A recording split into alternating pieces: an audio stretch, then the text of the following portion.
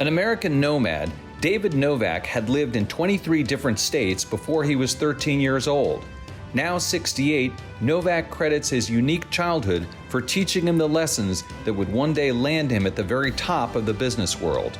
That, I think, helped me tremendously because I had to go into new situations all the time. In this episode of Influencers, I speak with the former Yum Brands co-founder and CEO about his experience running one of the world's largest fast food companies, challenges to the global economic recovery, and the power of purposeful recognition in leadership.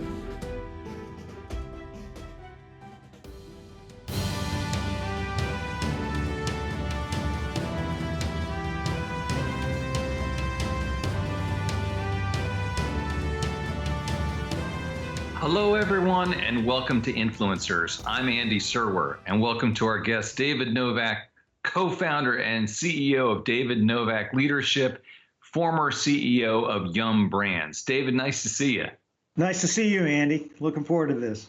So I want to talk to you about your leadership endeavors, but need to ask you a little bit about the restaurant business and what's going on in the economy first. So, of course, it's just been a very tough time during COVID for the restaurant business. And I'm curious what you make of how places like your former company, Yum, have fared during the lockdown. And a lot of these companies have focused on mobile apps and delivery. Does that make sense to you, or what's your sort of general take, I guess, then? Well, you know, mobile apps, delivery, off-premise consumption, all of that was a trend that was happening before COVID. But what COVID did is it just accelerated everything. So I think, 2021 looks like 2025. Yum Brands, I know, reported their earnings last week. They had $5 billion in digital sales, okay? They have a $20 billion run rate. That's 40% of what their revenue is these days. And, what has happened is that during COVID, the consumer created a new habit, a more pronounced habit, and that was eating at home, okay? So deliveries booming, curbside carryouts booming, the whole off-premise segment is just taking off. So, I do this How Leaders Lead podcast with David Novak. And, so I've interviewed Dan Cathy from Chick-fil-A, Niran Chaudhary at Panera Bread, Brian Nickel at Chipotle. I've talked to David Gibbs at Yum. Absolutely, those brands are on fire. They have great sales growth. Their margins are at an all-time high. And what's happening is the consumer just has more money in their pocket with all the stimulus spending, and they're spending it on food. Right. What about trends in food and eating, David? I'm curious, for instance, in fast food and QSR, quick serve restaurants. So, they've got the healthier options over here, and then you've got people just want some comfort food or convenience over here. How do you reconcile those two trends? Well, I think that the best way to reconcile them is that there's different segments. There are people who want certain things, and the restaurant category is so huge, you can make a living focusing on each and every one of them. The typical quick service restaurants, they bring you quality food conveniently at great value. You've got the fast casual, it's a little bit more expensive, but that's where you see more of the niche plays for better for you. I mean, if you look at Panera, they try to do food with integrity. Chipotle's trying to do the same thing. So I think, the most important thing in the restaurant business is that you make great tasting food, because people aren't going to eat something that doesn't taste good for very long. I want to ask you about a misstep in your career, David, and you were famously behind the development of Crystal Pepsi. You talked about the lessons you've learned there, but I'm wondering, how did you personally bounce back in the years that followed, and what lessons can people draw from your experience? Well, I think every leader has what I call an epic fail, something where, you like to play over again and again. And believe me, I've relived those Crystal Pepsi days. But, when I went to Pepsi was in need of turnaround. The business was not doing well, so I developed the idea of a clear cola. The only issue that I had, the consumer loved the idea. It didn't taste enough like Pepsi.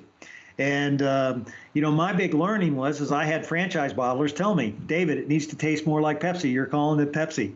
And, I didn't listen to them because I thought it was such a big idea.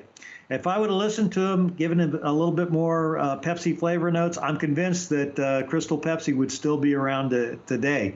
But I was able to survive it because, number one, the business, did take off when we launched Crystal Pepsi. I mean, everybody tried Crystal Pepsi. It was like a gigantic in-and-out product, but people didn't come back and buy it again. So it didn't have the sustainability that I was hoping for.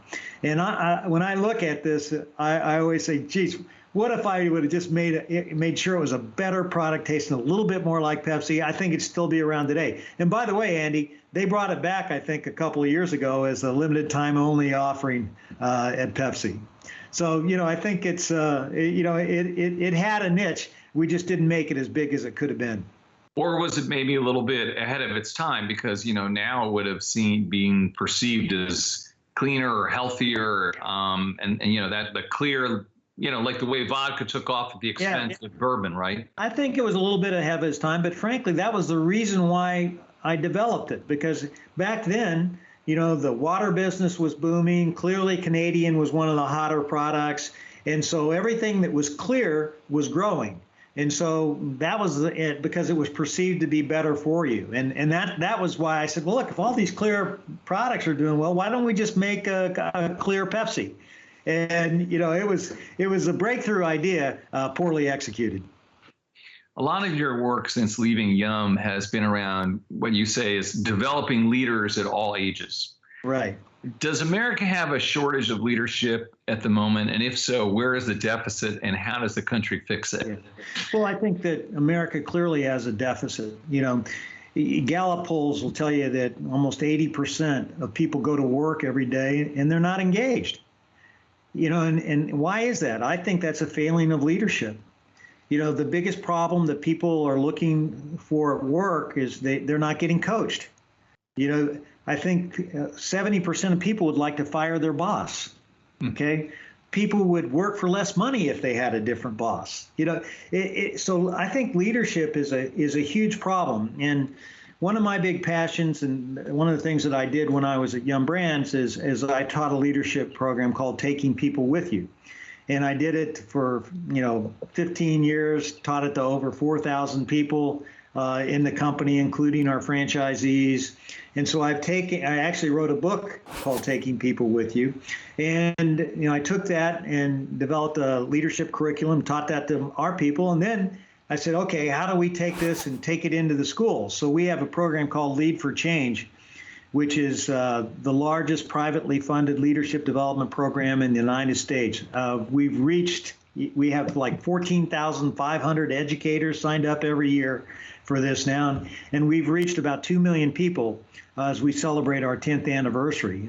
So we got 2 million students that have gone through this, and we teach people how to lead, how to take people with you, and then how to apply that to community service. So these kids team up, and then they take their learnings and then work on a community service project and do good in the world. So, it's amazing. I think you can teach people how to lead, but, not many people are doing it. I saw a video online where you were speaking to an audience and you went through the Yum cheer. Right. And by the way, you realize that Yum and Yahoo, what they have in common? Two things. They're both started with Y, and they both have the exclamation mark after them. There we go. That's right. So we got that in common here. Yeah, two great brands. Does that cheer really work? You need Y and the U and the M? I've always felt that the biggest thing you can do as a leader is bring energy wherever you can go. And so I start out all my meetings by doing a Yum cheer. And it's like doing the Y-U-M. It's like the YMCA that everybody's danced to. And I've given all kinds of speeches to all different kinds of companies. And there isn't anybody that after they do it that doesn't have a smile on their face. So yeah, it works. And I don't know if you have a Yahoo cheer, but maybe you ought to come up with one. Yahoo! No, we do that a little bit. Yeah, there you go. So what characteristics, what traits would you say are essential to being a great leader? Yeah. Well, I do this How Leaders Lead podcast, and I've done it with all kinds of leaders, from Evan Spiegel from Snap to Tony Hsu at DoorDash to Brian Cornell at Target, heads of Starbucks, Adobe, Workday, all these great CEOs. I think the one trait that they all have in common is they are avid learners. I mean, they are constantly learning, constantly looking for ways to not only up their own leadership, but also find new ways to take their company to the next level. So I think being an avid learner is absolutely a key trait. The other thing is that the best leaders are humble. They're humble enough to know that they can't do it all by themselves. And, they're confident. They're confident in their capability, but they know that nothing big happens by themselves. So they're humble enough to know that and to get other people involved. And I think the third thing that is absolutely essential is they know that talent is everything. You have to have great people. And so they try to create a work environment and a culture where great people want to participate, want to lead. They know they're valued and that they count. And the great leaders don't delegate culture. I mean, they take they take charge of culture, because they know that that's going to ultimately be the big driver. What about purposeful recognition? I think that's a phrase that you use, and is that a must-have leadership skill? And can you explain what that is and what you mean? Well, purposeful recognition. Every business has 4 or 5 behaviors. It's usually the cultural behaviors that companies want to drive in their organization that will get results. And so purposeful recognition is, let's say you're in technology. You want to be innovative, you want to meet your deadlines, you want to be on budget, you want to have great collaborators. So let's say those are the 4 big things that drive your company. Purposeful recognition is identifying those 4 things, and every time you see them as a leader, you recognize those 4 things. Because what happens is people do more of what you recognize. When I was CEO of Yum Brands, the thing that I was most proud of is we had a world-renowned recognition culture. I mean, everybody in our company had their own recognition awards. We used it to drive performance. But we recognized the behaviors that we knew would get great performance in our restaurants.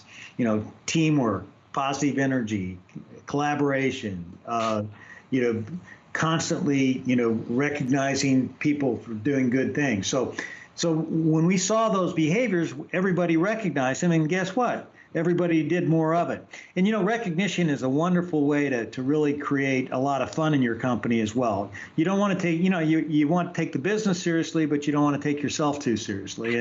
And by having fun recognizing people and celebrating other people's success, we were able to get great results. Amen to that. I love that stuff, recognizing people. I think that's super important. Couldn't agree with you more. Hey, what about diversity and inclusion? What can business leaders do, David, to make that more of a priority? Yeah, well, that's really a big hot button today, and it's critically important to every business leader. I think the first thing you have to do is you have to own it. This is not something where you just, say, oh, I got to get a diversity officer and put them on this. Now, if you really want to make diversity work, you got to spend time on it.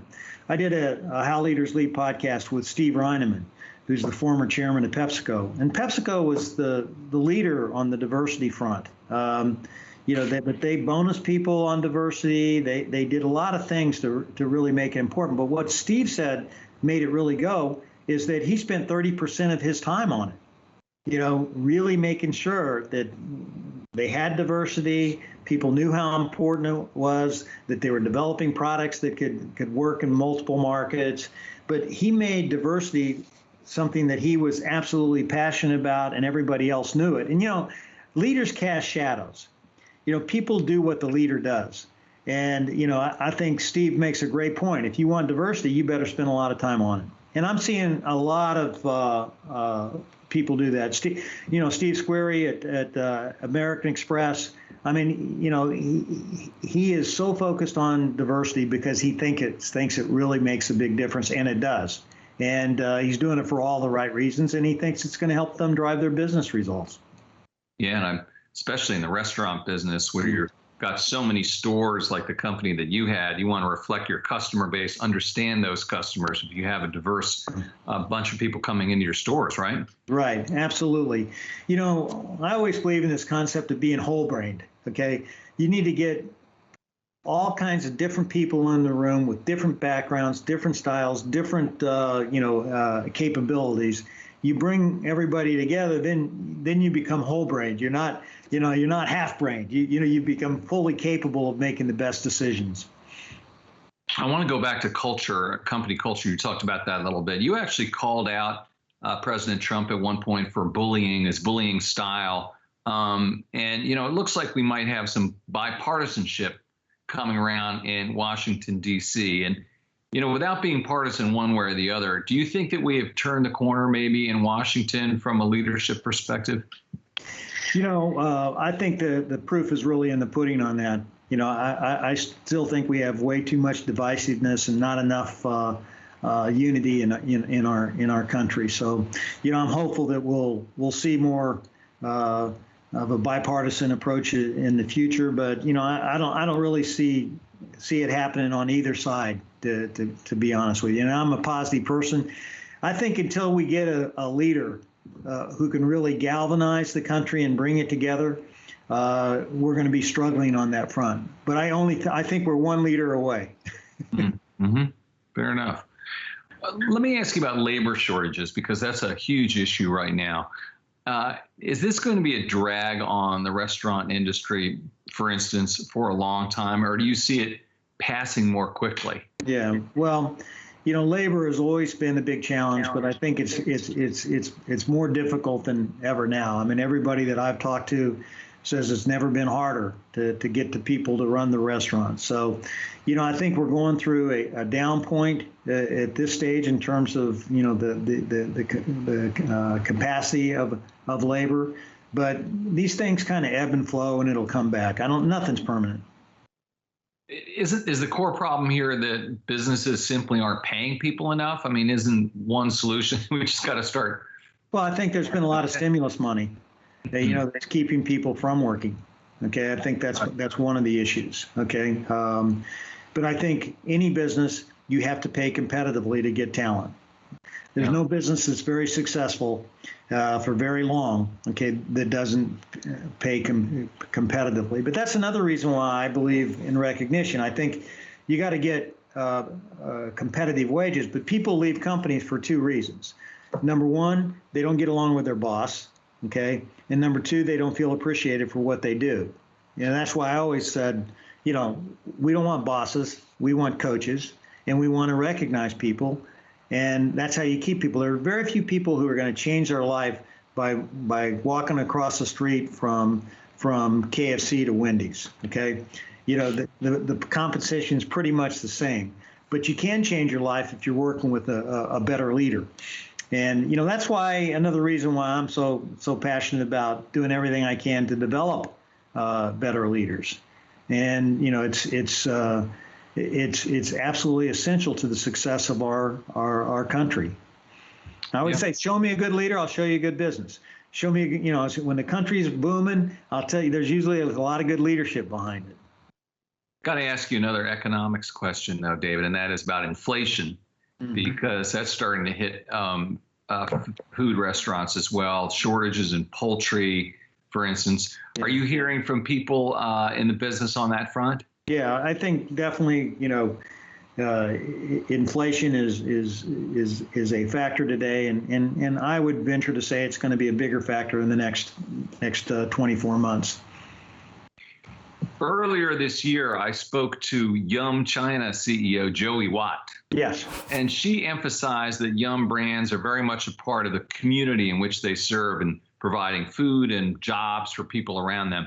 Is this a reflection of the leadership style that you had when you were CEO, do you think? Yeah, well, I hope so. I think what we always wanted to do was, we wanted to be the defining global company that feeds the world. We wanted to be a part of our communities. We wanted to have a recognition culture. We wanted our brands to be vibrant. And we also focused on, making a difference by feeding people who couldn't afford our food. So yeah, I think that's a key thing that we do. I mean, we wanted to put a yum on our customers' faces every time they come in, and we didn't do it all the time, obviously, but that was always our goal. And we think we are a big part of the community, and we provide jobs. And I think the restaurant business itself, Andy, is much maligned. If you're a restaurant manager, you make $50,000 a year. The median household income in the United States is, I think, $47,000. So, and then if you run 5 stores, you can make $75,000 to $100,000. We have many franchisees who've come up from the ranks and own their own company. So, I don't think there are too many businesses that give you opportunity more than the restaurant business. And how has it changed since you started out? I mean, what's going on today that's different? Well, I think what's the biggest thing is different now is this digital explosion. Everybody used to think about, dining in, then you had the drive-through, now you got delivery and, aggregators and, the whole thing is just exploding on the convenience front. And I think that's dramatically different. I mean, you're seeing people now, I think very soon, David, and correct me if I'm wrong, the expectation when you go into a fast food restaurant within the next year you're going to be ordering from a kiosk. Yeah. Well, we have kiosks in all our Taco Bells. Yeah. Okay. So, I think that's happening. And, we were doing that in China 8 or 9 years ago, so, not in every restaurant, but we were definitely leading the way on that front. But, I think if you just look at technology, I think Yum this year is spending with its franchisees almost $500 million in technology. So that's a lot of money, Hey, is it fair to ask you if you had to pick a favorite between KFC, Pizza Hut, and Taco Bell, which one would you choose? I always say that's like picking your babies, I can't do it. Never have, never will. I do have favorite products at each one. Okay, give us that. Okay, well, I love pan pizza at Pizza Hut, especially pepperoni lovers. I love original recipe at KFC. Nothing really beats it. And then at Taco Bell, I love the Crunch Wrap. There you go. Well, that's got to carry some weight right there. Let me switch over and ask you a little bit about the Novak Leadership Institute at the University of Missouri. Tell us what that's all about. Well, leadership isn't taught. I mentioned earlier we're doing it in middle schools and high schools, and there are very few universities that are doing a great job of it.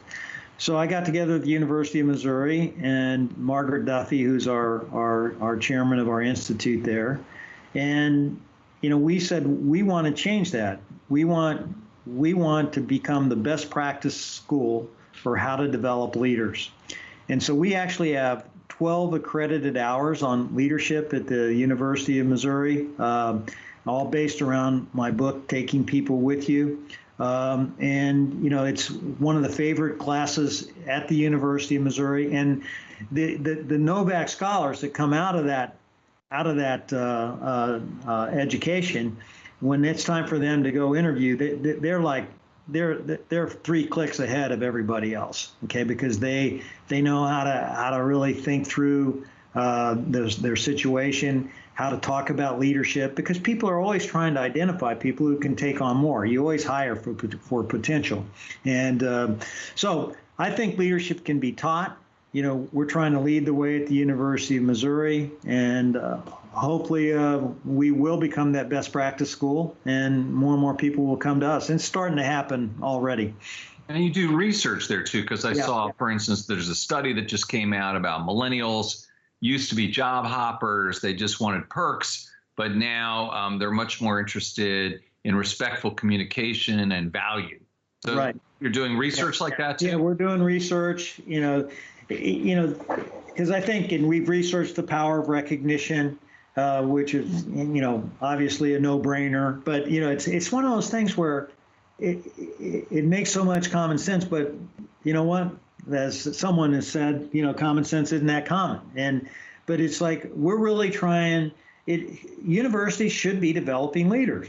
Right. I mean, why wouldn't we have, leadership program? There's a lot of curriculum out there that doesn't really add value when you think about how to go forward in your life. This, we think, will really make a big difference. And that's why also, Andy, I'm doing this How Leaders Lead podcast. Through my contacts and through the people that I know, I'm able to bring people, access to the C-suite, access to leaders, hearing how they lead, learning from them. And, I think that's powerful too. Right. I think that would make a big difference. Now, speaking of the University of Missouri, you went there. You went to the journalism school, one of the best journalism schools in the country. Right. You're a recovered journalist. Come on, man. I mean, how did you go from that to being an executive? Well, the thing was, I majored in advertising. Okay, so when I love to write, always loved to write, but what I really fell in love with was advertising and marketing, which was which is what I majored in at the J School. So I started on the advertising route, and by working in an advertising agency handling the Frito-Lay account, I was then recruited by PepsiCo to go be the head of marketing for Pizza Hut. But that got it all started. And you've written about and often discussed your humble origins. Moved so many times in trailer parks growing up. And what perspective has that brought you throughout your career? Well, I lived in 23 states by the time I was in 7th grade. I lived in a trailer. Biggest house we lived in was 8 feet wide by 45 feet long. We basically moved every 3 months. And my mom told me, I'm going to check you into the school, but you better make friends. We're leaving. So that, I think, helped me tremendously because I had to go into new situations all the time and read the lay of the land. And I think it really helped my people skills. And people often would say, how did you know this about that person? Well, you just kind of pick up instincts when you do that kind of travel and you have to meet so many new people, and we all go through our anxieties, and I think that helped me kind of work my way through them.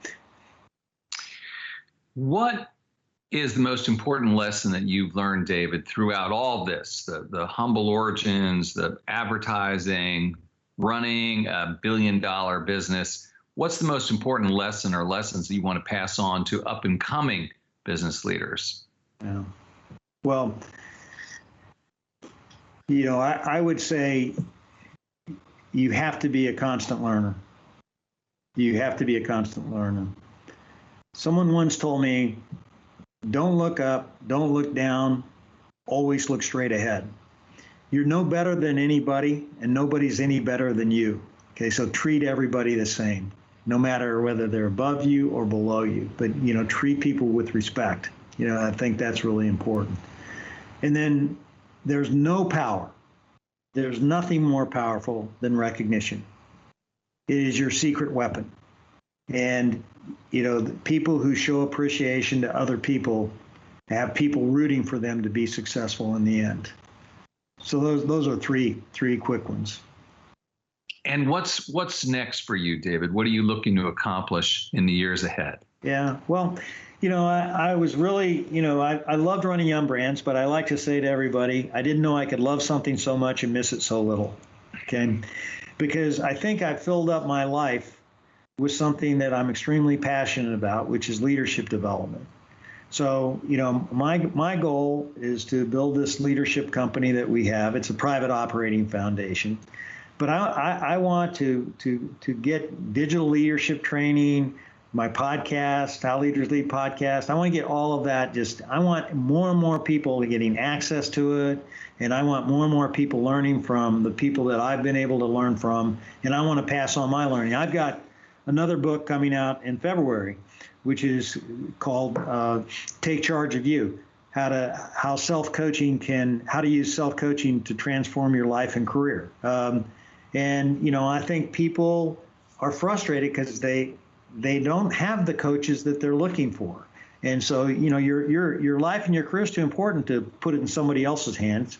Learn how to coach yourself. And by the way, all the good leaders that I talk to, have done a pretty good job of building self-awareness, figuring it, getting insights, finding what their joy is, and coaching themselves. And I would bet, Andy, you're a very good self-coach, or you wouldn't be where you're at today. Yeah, I'm learning from the master as we speak right here, David, that's for sure. And anyway, some really great wisdom coming from David Novak, CEO of David Novak Leadership and former CEO of Yum Brands. Thanks so much for joining us. Thank you, Andy. I appreciate it. You've been watching Influencers. I'm Andy Serwer. We'll see you next time.